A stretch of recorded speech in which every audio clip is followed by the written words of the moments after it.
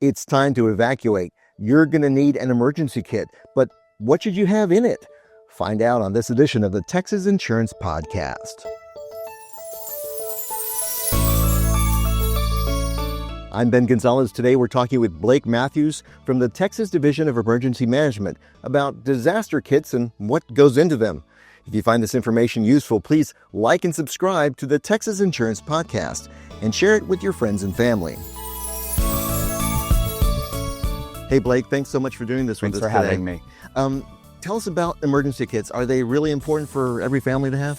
If you've lived in Texas any amount of time, you know that we have a lot of barbecue, we have big hair, and we have big disasters, right? And they happen frequently.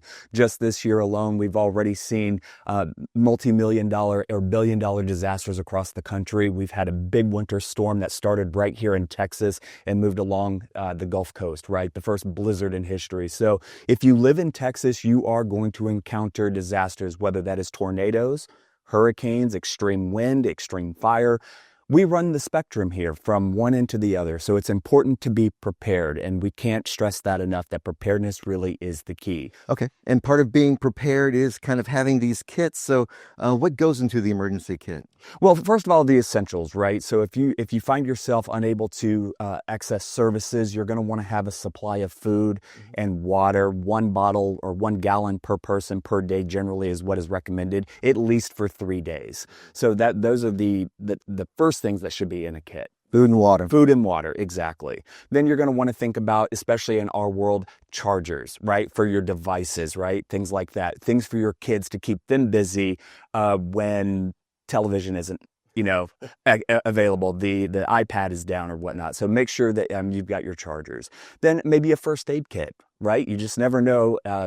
You slip and fall, you have a cut or something. So, your antiseptic wipes, your Band-Aids, creams, just very minor things to get you through. So you kind of have to just think about it. What would you need if you had to leave and you didn't have access to everything that was in your drawer? Exactly.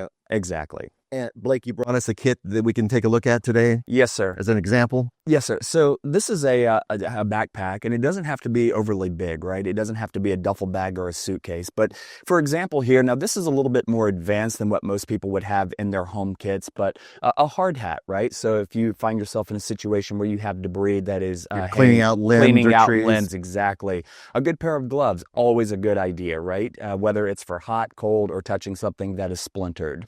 A safety vest, especially for if you're in your vehicle, you're parked on the side of the road, you're broken down. This is always a really good idea, especially something in to be the seen. Overnight hours. Something to be seen, exactly. Also, always a good idea, plastic baggies to keep your important documents in.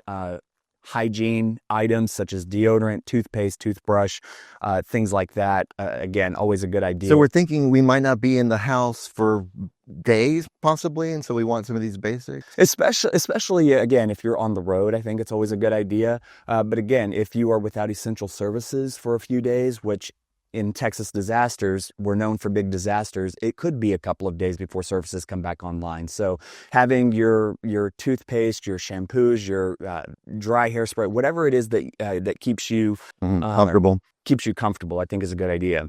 We've also got wipes. These are multi-purpose, whether it's to clean your hands, clean some kind of item in your kitchen or in your house. We also have tools. Now, this ice scrapers. We have, let's see, what else do we have in here? We have pens, notepads. So if you want to keep, you need to take notes about something you're being told by officials. So there's our little safety kit. And again, we were mentioning safety kit. It doesn't have to be big. Your first aid kit, I mean. So this has Band-Aids. It has antiseptic wipes. Again, and a little plastic baggie. You've got your notepad there to take notes. Of course, you want to have an ink pen just in case.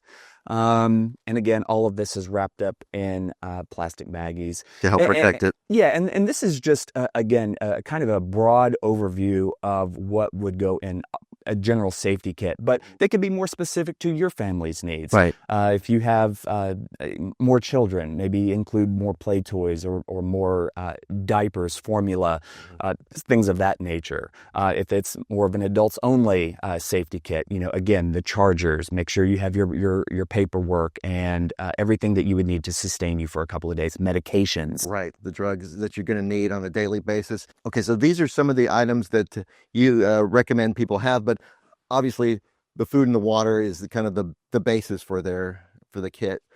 If you're asked to evacuate, should you also have some ready cash in the kit as well? I think that's a great observation. I think one of the things that is missing here is the fact that I think it's a good idea to always have a little bit of cash. You just never know when credit cards are going to be offline. Right. Maybe you're in a smaller town that only takes cash. And it's important to have smaller denominations as well. Again, if you're in a smaller town, a lot of places don't take $100 bills. Right. It's more 5s, 10s, and 20s. And I think that's a good idea. Now, as far as how much cash you should bring, it really is dependent on how big your family is. Right. Do you have more mouths to feed? Maybe you want to have a little bit more cash. If you think you're going to be offline for longer than 3 days, you may want to have more. If this is more of a 24-hour thing, waiting for things to come back online, maybe a little bit less. And if you don't want to tie up that cash, I guess you can, as you're feeling that there could be an emergency situation, think about what you would need to cover you for a few days. Absolutely. Here at the insurance department, of course, we want people to be ready for their insurance needs. So we always say, if you have to evacuate, make sure you have your declaration pages for your insurance policies, both home and auto, and also your health insurance cards, things like that, and also contact information for your agent and companies. Any other documents that TDAM recommends that you should also keep? I think that you've really covered it all. Those are the basics. Now, if you're staying at home, for example, at my place, I've got my utility company, the water company, on a sticky note on the inside of my cabinet in the kitchen. So it's readily available. So you want to make sure that you have those because, again, if you find yourself in a situation where you can't charge your phone, you may not have access. You may have taken pictures of your documents, but now you don't have them because the phone is dead. So I think it's a good idea to always have a hard copy in a plastic bag to protect it from any sort of water damage or fire or whatever. That's right. Yeah, we say if we have copies of those documents like your insurance policy, definitely keep them in a plastic bag. But you can also take pictures of them with your phone, something that you can access online, just in case you're away from the home. I don't think redundancy is a bad idea here at all. Have both if you can. So we see one kit right here.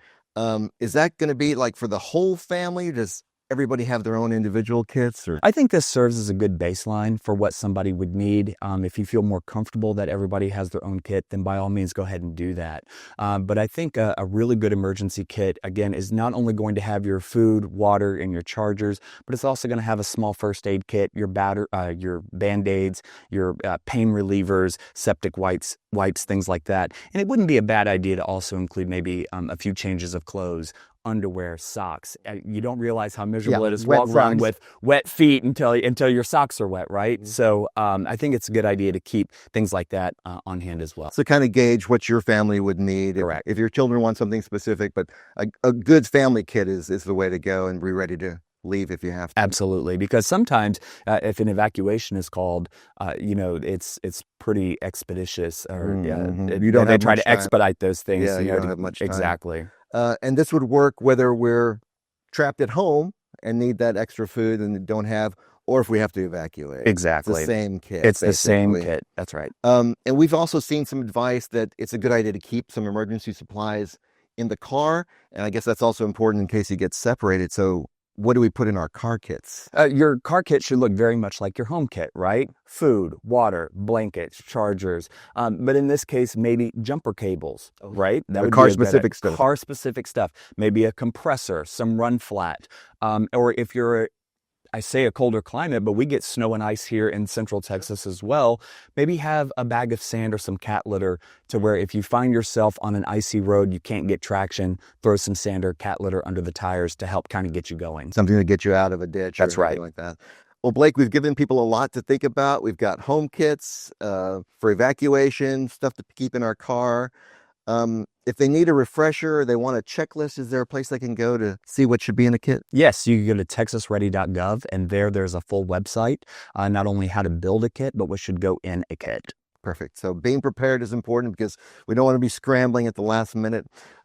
Any other tips about being prepared that TDEM usually gives? Yeah, you can go to our website, tdem.texas.gov/prepare, sort of a catch-all for everything that you would need to know and how to prepare for any disaster that could strike. Perfect. Thank you so much. All right, thank you. So now that you know a little more about disaster kits, watch this video on how to avoid contractor scams if you do have to make a claim. If you've got other insurance questions, call our helpline or visit our website. Thanks for watching. We'll talk to you next time.